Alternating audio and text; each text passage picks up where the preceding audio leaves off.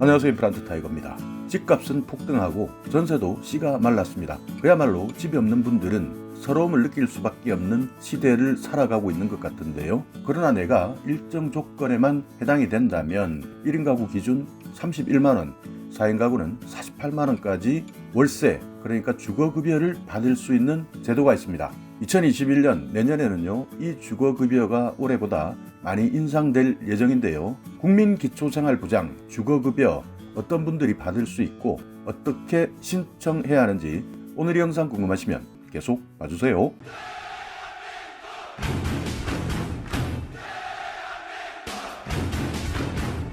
네, 2021년 국민기초생활보장 주거급여 바뀝니다. 그러니까 국민기초생활보장법이라는 것은 1999년 9월부터 생활보호법이 제정되었고요. 2000년 10월부터 시행이 되었는데 우리나라 국민들은 최저 수준의 생활은 보장받아야 된다 하는 내용으로 근로능력 여부나 연령에 관계없이 읍면 동사무소에서 지원하고 신청하도록 되어 있습니다. 국민기초생활보장 중에서 급여 종류가 4가지로 나누어져 있는데요. 생계급여, 의료급여, 주거급여, 교육급여 이렇게 나누어져 있습니다. 그 중에서 오늘은 주거급여에 대해서 말씀드리려고 하는데요. 일단 먼저 주거급여에 해당이 되시려면 소득인정액이 기준 중위소득의 45% 이하에 해당되셔야 합니다. 그러니까 기준 중위소득이라는 것은 우리나라 전체 가구를 소득 수준별로 줄을 세워놨을 때 가장 중간에 계시는 분들을 기준 중위소득 100%다 이렇게 이야기를 하는데요.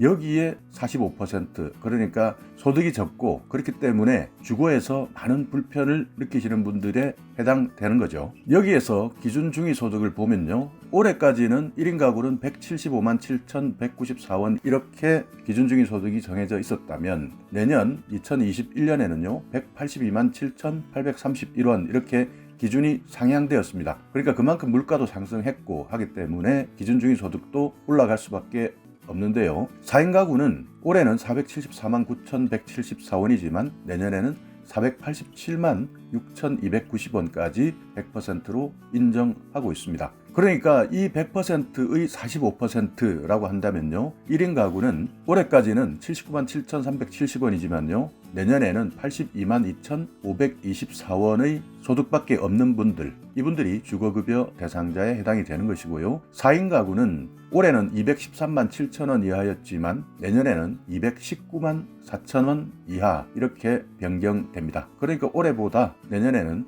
기준이 확대된다. 그렇기 때문에 올해 아깝게 탈락하셨다면 내년에 다시 한번 신청해 보시는 것도 좋은 방법이겠죠. 또 여기에 자동차가 있을 때는 대부분 주거급여를 받기 어렵습니다. 자동차 정말 필수품이 된 지도 오래지만요. 하지만 이런 기초생활보장법에서 수급자를 선정할 때 차량을 소득인정액 100%로 보기 때문에 차가 한 대 있다라고 한다면요. 수급자로 선정되기는 매우 어렵다. 다만 여기에서 생계에 필요하거나 아니면 장애인으로 등록돼 있다라고 한다면 약간 사정은 다를 수 있지만요. 그래도 자동차가 있다 한다면 먼저 129번 보건복지 콜센터로 상담을 해보시고 주민센터를 방문해 주시기 바라겠습니다. 자, 여기에서 2020년 재산기본공제액이라는 것이 있는데요. 이것은 서울이나 광역시 이런 대도시에 사는 분들은 6,900만원까지 기본재산으로 공제를 해주겠다라고 하는 것이죠. 그러니까 만약 여러분께서 서울에 살고 계시면서 6,900만원의 재산이 있다 한다면 내 재산은 영원 없는 것으로 볼 수 있다는 것이고요.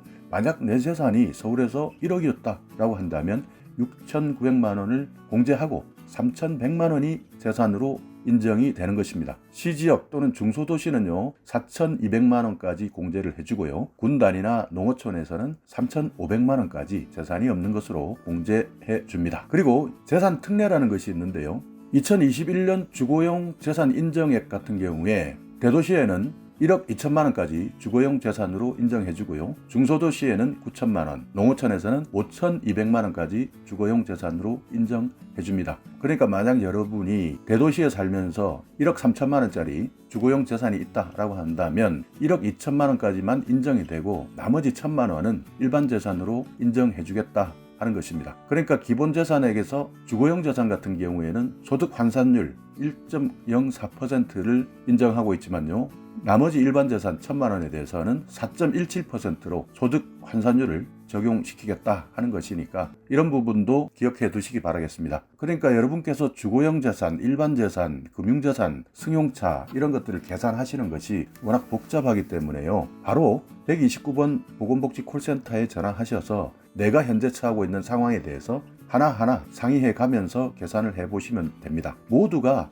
처하고 있는 상황이 다 다르기 때문에 129번 보건복지 콜센터로 전화하시는 것이 가장 명쾌하게 정리될 수 있다 하는 내용 꼭 기억해 두시기 바라겠습니다. 자, 그렇다면 주거급여 수급자로 선정이 되었을 때 실제 지급받을 수 있는 금액에 대해서 한번 알아보겠습니다. 2020년, 그러니까 올해까지는요, 서울 같은 경우에 1인 가구는 26만 6천 원을 지원받았었는데요, 이것이 31만 원으로 인상이 되었고요, 4인 가구는 41만 5천 원까지 월세, 그러니까 주거급여를 지원받았었는데 내년부터는 48만 원으로 인상됩니다. 그 외에 2급지 이렇게 해서 조금 월세가 낮을 수밖에 없는 서울 외곽지역, 경기 인천 이쪽인데요, 1인 가구는 23만 9천 원, 4인 가구는 31만 1천 원, 3급지 세종시를 포함한 광역시 이런 곳에서는 1인 가구는 19만 원, 4인 가구는 29만 4천 원, 그 외 지역 4급지, 농촌 이런 곳인데요, 이런 곳은 1인 가구는 16만 3천 원, 4인 가구는 25만 3천 원까지 월세를 지원해 주고 있습니다. 여기에서 가구원 수가 8인이나 9인 이렇게 넘어갈 때는 6인 기준 임대료 10%를 가산해서 계산해 보시면 됩니다. 또 여기 주거급여 제도 안에서는요, 내가 자가 가구가 있었을 때 집을 고쳐주는 사업도 하고 있는데요, 이것은 경보수, 중보수, 대보수 이렇게 얼마만큼 집을 많이 고칠 것이냐에 따라서 바뀌는데요, 이 지원 금액은 2021년 경보수 457만 원이고요, 중보수는 849만 원, 대보수는 1241만 원까지 지원받을 수 있습니다. 내용을 보시면 경보수는 도배나 장판 이런 내용을 지원해 주고요, 중보수는 창호, 단열, 난방공사 이런 것이 필요하면 849만 원까지 지원받고, 대보수는 지붕, 욕실이나 주방을 바꿀 때, 고칠 때 1241만 원까지 받을 수 있다. 여기에서 소득인정액이 생계급여 선정 기준 이하인 경우에는 100% 지원을 해줍니다. 그러니까 생계급여는요, 기준 중위소득의 30%에 해당되는 분들에게 지원하는 것이니까요, 생계급여를 받으신다라고 한다면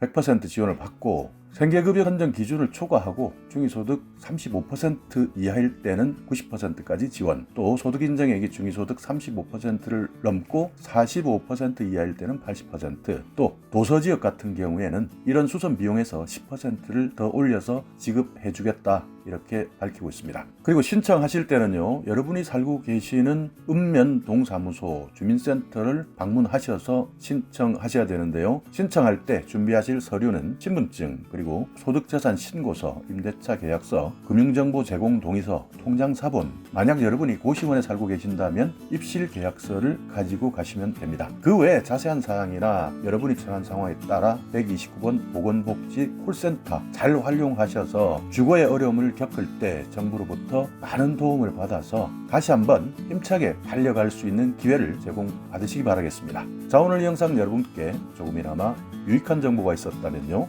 오늘도 구독 그리고 좋아요 부탁드리겠습니다.